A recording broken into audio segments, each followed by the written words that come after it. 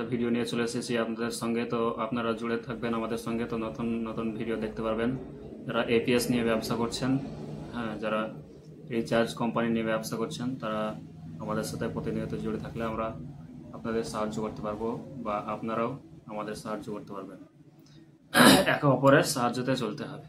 তো এখন যে এনপিসিআই থেকে বলা হয়েছিল কি পুরাতন L0 ডিভাইস প্রত্যেকটা ডিভাইসকে বন্ধ করতে হবে, সেটা হোক মান্ত্রা হোক, মরফু হোক, স্টারটেক হোক, যাই হোক, সেটাকে বন্ধ করতে হবে। সেটা নির্দেশের অনুযায়ী একটা নতুন mantra L1, Morpho L1, Star Tech L1 সবের ডিভাইস চলে এসেছে। তো তার মধ্যে পার্থক্যটা কি আজকে জানবো।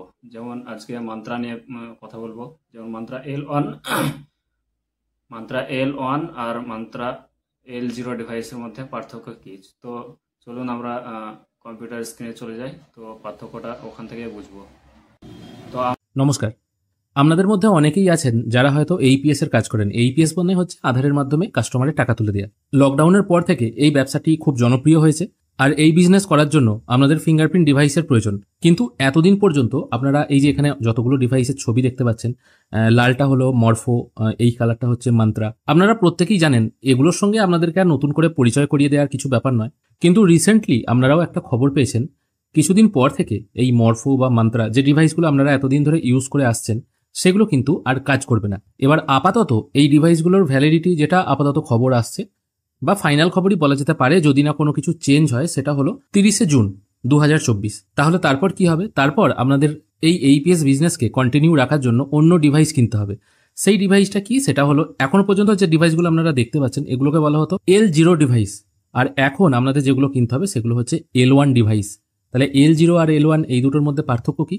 পার্থক্য দেখুন, যদি বডির দিক থেকে বলেন বা শেপের দিক থেকে বলেন, মান্ত্রা L1 বা L0 দুটো ডিভাইসের মধ্যে বাইরের দিক থেকে কিন্তু কোনো রকম পার্থক্য নেই। যেটা ছবিতে আমরা দেখেছি, আমার কাছে এখনো সেই ডিভাইস আসেনি। আপাতত দামটাও কিন্তু বেশ ভালো। এখানে অ্যামাজনে দেখাচ্ছে 3399 টাকা। এই মুহূর্তে আমার কাছে অত টাকা নেই এটাতে ইনভেস্ট করার মতো। আর মরফো L1 এর দাম তো বেশ ভালো রকমই হবে। এবার এই সিস্টেমটা আনার কারণ কি? সিস্টেমটা বলতে এই পুরনো যে L0 ডিভাইসগুলো ছিল সেগুলোকে L1 এ ট্রান্সফার করা হচ্ছে, মানে পুরনো ডিভাইসগুলো আর চলবে না। এর কারণ কি? এর কারণ হচ্ছে এই যে পুরনো ডিভাইসগুলো ছিল না, সেগুলোতে সিকিউরিটি খুব একটা বেশি থাকেনি। সেই জন্য এগুলোতে ফিঙ্গারপ্রিন্ট ক্লোন করেও টাকা তোলা যেত। ধরুন আপনি কোনো জায়গায় ফিঙ্গারপ্রিন্ট দিয়ে টাকা তুলতে গেছেন, হয়তো সেই মেশিনের ওপর বা অন্য কোনোভাবে আপনার ফিঙ্গারের হয়তো একটা জালিয়াতি করা হয়েছে, যেটা হয়তো আপনার ফিঙ্গার নয়, কিন্তু ওই গামটার মাধ্যমে বা ওই এক রকমের জেলির মতো জিনিস পাওয়া যায়, যেটাতে আপনার ফিঙ্গারপ্রিন্ট বসালে আপনার ফিঙ্গারপ্রিন্ট ডিটো কপি হয়ে যাবে। এবার সেই ফিঙ্গারপ্রিন্ট যখনই এই মেশিনগুলোর ওপরে চাপানো হতো, মেশিনও ধরতে পারতো না ওটা আপনার হাত না অন্য কিছু জিনিস, জাস্ট আপনার অ্যাকাউন্ট থেকে টাকা উঠে যেত। আপনিও বুঝতে পারতেন না, কিন্তু দেখাতো যে আপনি আপনার আঙুলের ছাপ দিয়েই টাকা তুলেছেন। এই ডিভাইসগুলো অতটা সিকিউর নয়, সেই জন্য L1 ডিভাইস লঞ্চ করা হচ্ছে। এবার এই L1 ডিভাইস সবাইকেই কিনতে হবে যারা এইপিএস বিজনেসটা মানে চালাতে চান আর কি। শুধুমাত্র এইপিএস বিজনেসের ক্ষেত্রে নয়, অন্যান্য যে সমস্ত ক্ষেত্রে আধার অথেন্টিকেশনের প্রয়োজন হয়, আমার মনে হয় সব জায়গাতেই এই পুরনো L0 ডিভাইস আর কার্যকর হবে না। কারণ এটা তো পার্টিকুলার ব্যাপার নয় শুধুমাত্র আধার ট্রানজাকশনের ক্ষেত্রে, মানে টাকা তোলার ক্ষেত্রেই L1, বাদ বাকি L0 চলবে। এটা আমার মনে হয় না হবে, তবে ভবিষ্যতে যদি কোনো নোটিফিকেশন আসে সেটা আমরা পরে জানিয়ে দেবো।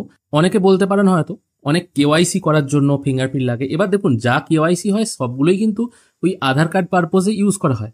এবার আধার কার্ডের জন্য আপনি যখন আঙুলের ছাপ দিচ্ছেন, স্বাভাবিকভাবে সেখান থেকেও কপি হওয়ার যতটা চান্স আছে আপনার ফিঙ্গারপ্রিন্টের, অন্য কোনো জায়গা থেকেও কপি হওয়ার কিন্তু ঠিক ততটাই চান্স আছে। শুধুমাত্র টাকা তুলতে গিয়েই আপনার আঙুলের ছাপ নেবে, অন্য কোনো জায়গা থেকে আপনি যদি যখন সিম তুলতে গেছেন সেখানে আধার কার্ড লাগছে, সেখান থেকে যে আপনার আঙুলের ছাপ ক্লোন হবে না তার তো কোনো ব্যাপার নেই। কিন্তু আমার মনে হয় যদি পুরনো ডিভাইস বন্ধ হয়, L0 ডিভাইস সব মানে সমস্ত ক্ষেত্রেই বন্ধ হয়ে যাবে। প্যান কার্ড বলুন বা অন্য কোনো কেওয়াইসি বলুন বা সিম তোলার ক্ষেত্রে বলুন, সব জায়গাতেই কিন্তু এগুলো বন্ধ হয় বলে আমার মনে হয়। তবে আমি এখনো পর্যন্ত শিওর নই। তবে এগুলো বন্ধ হওয়ার লাস্ট ডেট যেহেতু এখনো মোটামুটি দেরি আছে, তাই আপনারা কিছু কিছু করে টাকা জমিয়ে নতুন ডিভাইসে ইনভেস্ট করতে পারেন। এবার দেখে নেবো এই L0 এর সঙ্গে L1 এর পার্থক্যটা কি।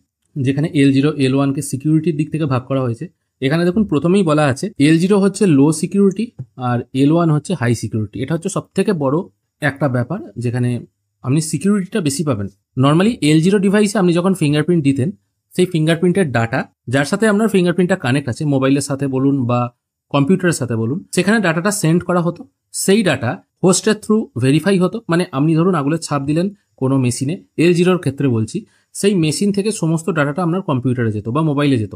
মোবাইলে আপনার আঙুলের ছাপটা ভেরিফাই হতো ওয়েব সার্ভারের মাধ্যমে, তারপর ভেরিফাই করা হতো যে এই ব্যক্তিটি সেম ব্যক্তি, তারপর আপনার ট্রানজ্যাকশনটা করা হতো, যদিও সেটা কয়েক মিলি সেকেন্ড সময় লাগতো। কিন্তু L1 ডিভাইসে কি করা হয়েছে, ডিভাইসটা এনক্রিপ্টেড করা হয়েছে ইনসাইড বায়োমেট্রিক ডিভাইস ইটসেলফ, মানে ডিভাইসের মধ্যেই ম্যাক্সিমাম কাজটা হয়ে যাবে এবং সেটাকে এনক্রিপ্টেড করে তারপর আপনার ডিভাইসে পাঠানো হবে। তার মানে এখানে যে ডাটার ব্যাপারটা, মানে ডিভাইসের কাজ শুধু ছিল, যেখানে L0 ডিভাইসের কাজ শুধু ছিল আপনার আঙুলের ছাপটাকে চেক করে পাঠিয়ে দেওয়া। সে কিন্তু চেক করতো না এটা আসল আঙুলের ছাপ না নকল আঙুলের ছাপ, কিন্তু L1 সেটা চেক করা হবে যে সেটা আসল আঙুলের ছাপ না অন্য কোনো জেলি জাতীয় পদার্থ ফিঙ্গারপ্রিন্টের বদলে দেওয়া হচ্ছে কিনা, সেটা কিন্তু L1 ডিভাইসের পরীক্ষা করার ক্ষমতা আছে। এখানেও দেখুন বলা হচ্ছে এনক্রিপ্টেড হবে আপনার বায়োমেট্রিক, যেটা আপনি ফিঙ্গারপ্রিন্ট দেবেন, তাই সিকিউরিটিটা অনেক বেশি হবে। আরডি সার্ভিস এখানেও ঠিক একই, পুরনো L0 ডিভাইসে যেমন রিনিউ করতে হতো, এখানেও সেই একই রকমভাবে আরডি সার্ভিসকে রিনিউ করতে হবে। ডিভাইস রেজিস্ট্রেশন উভয়ের ক্ষেত্রেই রিকোয়ার্ড বলা হচ্ছে। আর সাপোর্টিং প্ল্যাটফর্ম বলা হচ্ছে উইন্ডোজ, অ্যান্ড্রয়েড আর পজ। আর যেটা L1 সেটা হচ্ছে উইন্ডোজে আর অ্যান্ড্রয়েডে সাপোর্ট করবে, পজে কিন্তু সাপোর্ট করবে না। পজ বলতে এই টাইপের দেখতে একরকম ফিঙ্গারপ্রিন্ট মেশিন পাওয়া যায়, দেখবেন পশ্চিমবঙ্গ গ্রামীণ ব্যাংকে টাকা তোলার জন্য পজ মেশিন ব্যবহার করা হয়। তাদের একটা সেট আপ দিয়ে দেয়, সেখানেই আঙুলের ছাপ দিয়ে টাকা তুলতে হয়। সেখানে ইভলিউট ফিঙ্গারপ্রিন্ট স্ক্যানার যোগ করা থাকে, আলাদা করে কিন্তু কোনো স্ক্যানার থাকে না। এবার যখনই ওগুলোও কিন্তু সব L0 ছিল, এবার যখনই L1 হবে তাদের ডিভাইসের ভেতরের মেশিন হয়তো চেঞ্জ করতে হবে বা তাদের হয়তো আলাদা কোনো ডিভাইস দেওয়া হবে, সেটা এখনো পর্যন্ত কোনো আপডেট নেই। আপাতত এইটুকুই ব্যাপার। যারা APS বিজনেস কন্টিনিউ করতে চান বা অন্য কাজে আপনাদের L1 ডিভাইস লাগবে বলে মনে হয়, এখনই কেনার দরকার নেই, কারণ এখনো পর্যন্ত আধার ট্রানজ্যাকশনের ক্ষেত্রেই এরকম একটা খবর শোনা যাচ্ছে।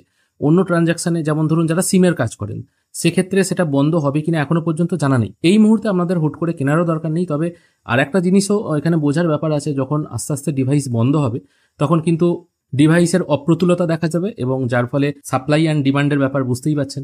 যখনই জিনিস থাকবে না মার্কেটে তখন কিন্তু স্বাভাবিকভাবে দাম বাড়বে, ঠিক যেমনটা ই-শ্রম কার্ডের ক্ষেত্রে হয়েছিল। ই-শ্রম কার্ডের ক্ষেত্রে আমি মান্ত্রা ডিভাইস কিনেছিলাম এবং মরফো ডিভাইস কিনেছিলাম খুবই অল্প দামে, 1500-1600 টাকা এরকম দাম ছিল। কিন্তু ই-শ্রম কার্ডের সময় সেই ডিভাইসই মান্ত্রা এবং মরফো উভয়টাই কিন্তু মোটামুটি 3000-4000 এবং মরফো তো 6000 টাকা অবধি দাম পৌঁছে গেছিল, এখনো মনে হয় সেরকমই আছে। তাই এখনই হুট করে কেনার দরকার নেই, কিছুদিন ওয়েট করুন। যদি মনে হয় আপনি কন্টিনিউ বিজনেস করবেন তাহলে কিনে রাখতে পারেন, অসুবিধা নেই। কিন্তু এই মুহূর্তে এই 3-3.5 টাকা ইনভেস্ট করাটা একটু আপনাদের ক্ষেত্রে চাপের ব্যাপার হয়ে যাবে।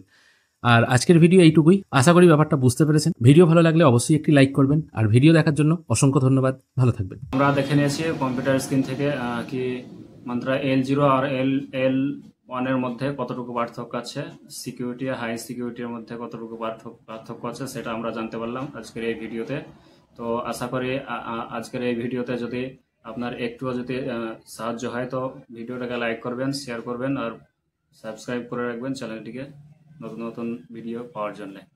থ্যাংক ইউ পুরো ভিডিও দেখার জন্য।